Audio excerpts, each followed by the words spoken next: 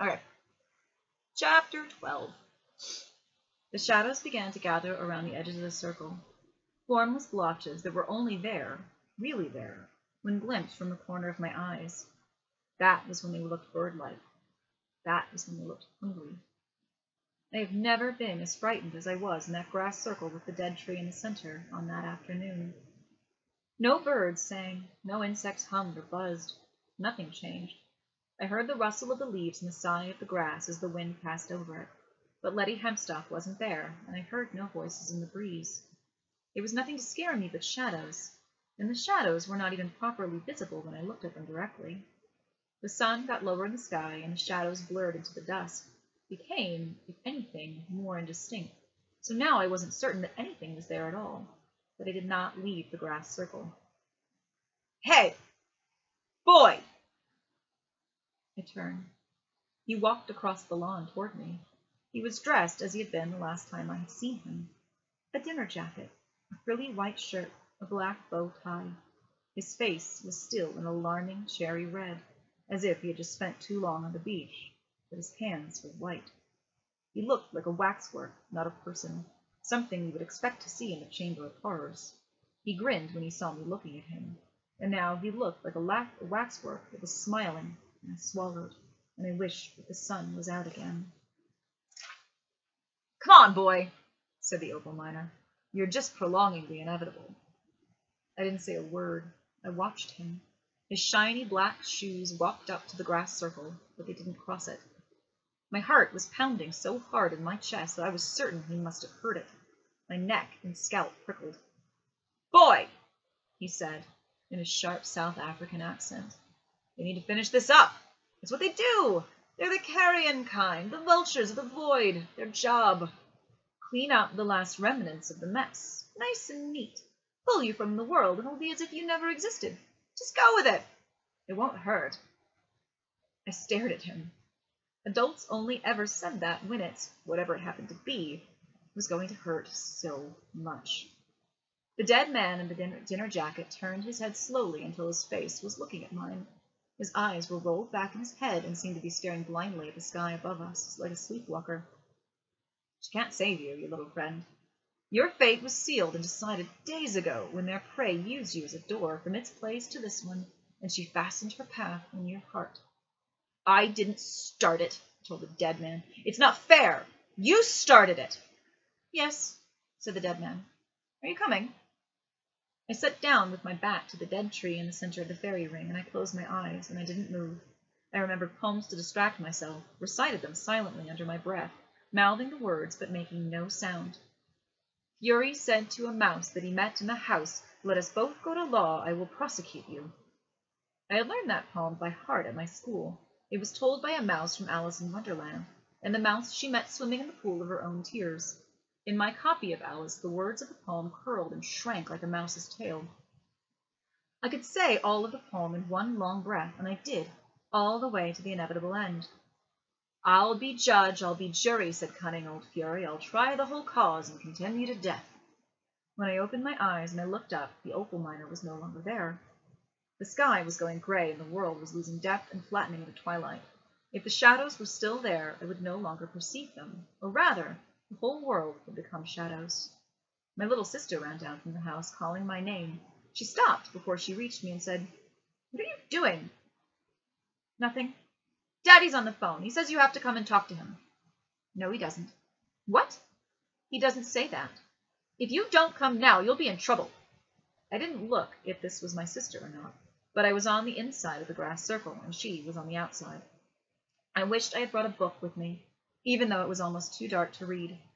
I said the Mouse Pool of Tears poem again, and in my head, "Come, I'll take no denial. We must have a trial, for really this morning I've nothing to do."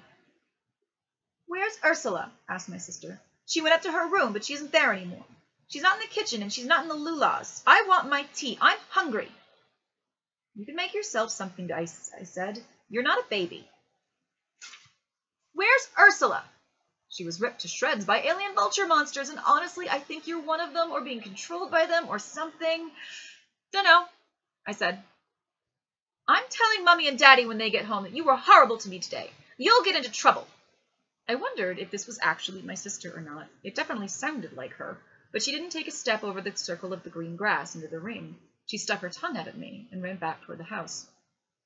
Said the mouse to the cur, such trial, dear sir, with no jury or judge would be wasting our breath. Deep twilight dusk, all colorless and strained. Mosquitoes whined about my ears and landed one by one on my cheeks and my hands. I was glad I was wearing Letty Hempstock's cousin's strange old-fashioned clothing then, because I had less bare skin exposed. I slapped at the insects as they landed, and some of them flew off. But they didn't fly away, gorging themselves instead on the inside of my wrist, bursting when I hit it, leaving a smeared teardrop of my blood to run down the inside of my arm. There were bats flying above me. I liked bats, always had, but that night there were so many of them, and they made me think of the hunger birds, and I shuddered. Twilight became imperceptibly night, and now I was sitting in a circle that I could no longer see at the bottom of the garden. Lights, friendly electric lights, went on in the house. I didn't want to be scared of the dark. I was not scared of anything, any real thing. I just didn't want to be there any longer, waiting in the darkness for my friend who had run away from me and didn't seem to be coming back. Said cunning old fury, I'll try the whole cause and condemn you to death. I stayed just where I was. I had seen Ursula Monkton torn to shreds, and the shreds devoured by scavengers from outside the universe of things that I understood. If I went out of that circle, I was certain they would do the same to me. I moved from Lewis Carroll to Gilbert and Sullivan. When you're lying awake with a dismal headache and repose is tabooed by anxiety, I conceive you may use any language you choose to indulge in without impropriety. I loved the sounds of the words, even if I wasn't entirely sure what they all meant. I needed to wee. I turned my back to the house and took a few steps away from the tree, scared I would take one step too far and find myself outside the circle. I urinated in the darkness. I had just finished when I was blinded by a torch beam, and my father's voice said, "What on earth are you doing down here?" I'm just down here, I said. "Yes," your sister said. "Well, time to come back into the house. Your dinner's on the table." I stayed where I was. "No," I said, and shook my head. "Don't be silly." "I'm not being silly. I'm staying here." "Come on." And then, more cheerful, "Come on, handsome George." It had been a silly pet name for me when I was a baby. He even had a song that went with it that he would sing while bouncing me on his lap. It was the best song in the whole world. I didn't say anything. "I'm not going to carry you back in the house," said my father. There was an edge starting to creep in. "You're too big for that." "Yes," I thought, "and you'd have to cross the fairy ring to pick me up." But the fairy ring seemed foolish now. This was my father, not some waxwork thing that the hunger birds had made to lure me out. It was night. My father had come home for work. It was time. I said, "Ursula Monkton's gone away, and she's not ever coming back." He sounded irritated then. "What did you do? Did you say something horrible to her? Were you rude?" "No." He shone the torch beam into my face. The light was almost blinding. He seemed to be fighting to keep his temper under control.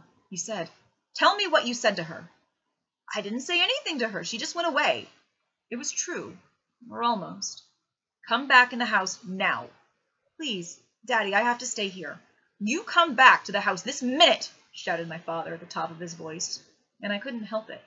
My lower lip shook, my nose started to run, and tears sprang to my eyes. The tears blurred my vision and stung, but they didn't fall, and I blinked them away. I didn't know if I was talking to my own father or not. I said, "I don't like it when you shout at me." "Well, I don't like it when you act like a little animal," he shouted. And now I was crying, and the tears were running down my face, and I wished that I was anywhere else but there that night. I had stood up to worse things than him in the last few hours, and suddenly I didn't care anymore. I looked up at the dark shape behind and above the torch beam, and I said, "Does it make you feel big to make a little boy cry?" And I knew as I said it that it was the thing I never should have said. His face, what I could see of it reflected in the torchlight, crumpled and looked shocked. He opened his mouth to speak, and then he closed it again. I couldn't remember my father ever at a loss for words before or after, and only then I felt terrible. I thought, "I'll die here soon. I don't want to die with these words on my lips." But the torch beam was turned away from me. My father said only, "We'll be up at the house. I'll put your dinner in the oven." I watched the torchlight move back across the lawn, past the rose bushes, and up toward the house, until it went out and was lost to sight. I heard the back door open and close again.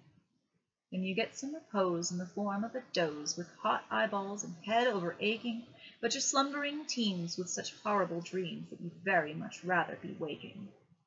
Somebody laughed. I stopped.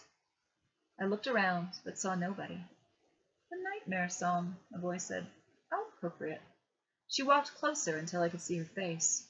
Ursula Monkton was still quite naked, and she was smiling. I had seen her torn to pieces a few hours before, but now she was whole. Even so, she looked less solid than any of the other people I had seen that night. I could see the lights in the house glimmering behind her, through her. Her smile hadn't changed. "You're dead," I told her. "Oh, yes, I was eaten," said Ursula Monkton. "You're dead. You aren't real." "I was eaten," she repeated. "I'm nothing, and they have let me out, just for a little while, from the place inside them. It's cold in there, and very empty. But they have promised you to me, so I will have something to play with, something to keep me company in the dark. And after you've been eaten, you too will be nothing, but whatever remains of that nothing will be mine to keep. Eaten and together, my toy and my distraction, until the end of time.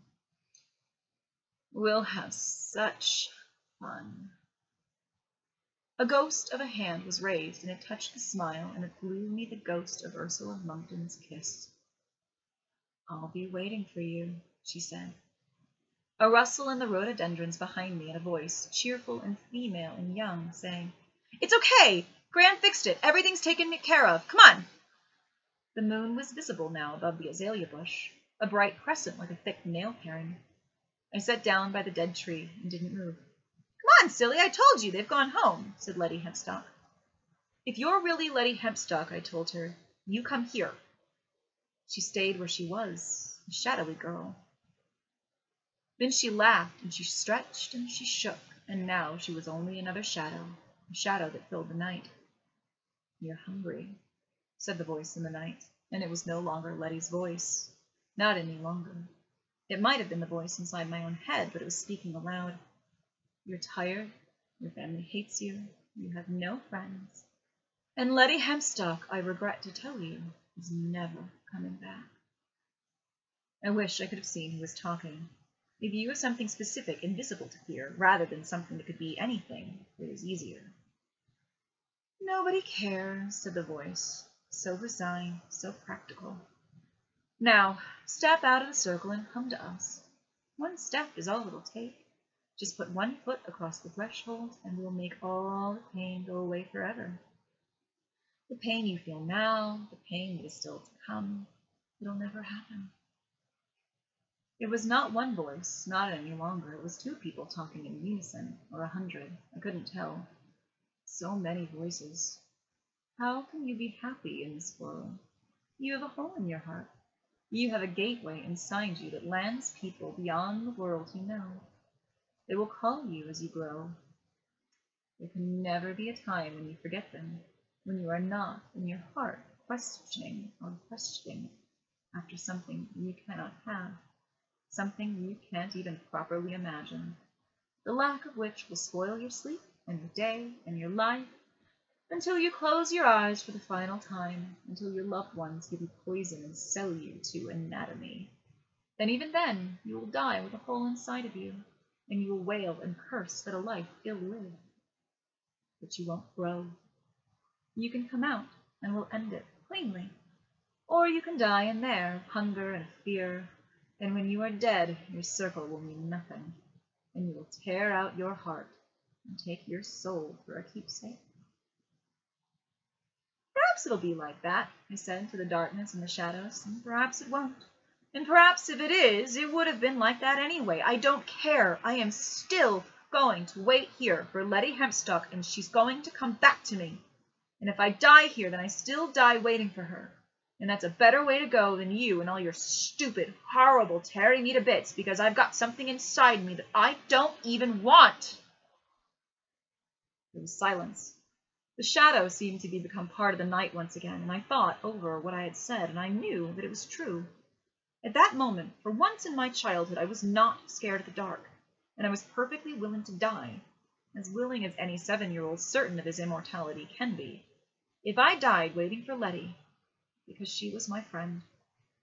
Time passed, and I waited for the night to begin to talk to me again, for people to come, for all the ghosts and the monsters of my imagination, to stand beyond the circle and call me out, but nothing more happened. Not then. I simply waited. The moon rose higher, my eyes had adjusted to the darkness, and I sang under my breath, mouthing the words over and over. You're a regular wreck with a crick in your neck, and no wonder you snore, for your head's on the floor, and you've needles and pins from your soul to your shins, and your flesh is a creep from your legs asleep, and you've a cramp in your toes and a fly on your nose, you've got fluff in your tongue and a feverish tongue, and a thirst that's intense in a general sense that you haven't been sleeping in clover. I sang it to myself, the whole song all the way through, 2 or 3 times, and I was relieved that I remembered the words, even if I didn't always understand them.